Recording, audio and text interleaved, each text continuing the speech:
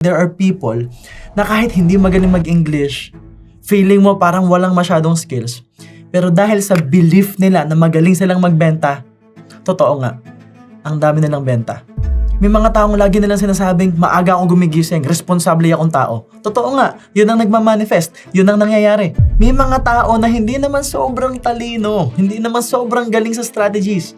Pero paulit-ulit lumalabas sa bibig nila, magaling ako sa pera.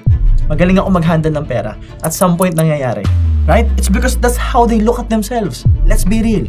Sa inuman na magtotropa, may isa dyan na hindi kagwapuhan, na quite probably pinagtatawanan at binubuli ng tropa. Pero yung language niya, magaling ako sa babae. Habulin ako ng babae. Tapos nakakatawa pa yung pagmumukha niya. At some point, totoong nangyayari. Kahit hindi siya yung pinakagwapo, siya yung habulin ng babae. Why? Kasi yun ang tingin niya sa sarili niya.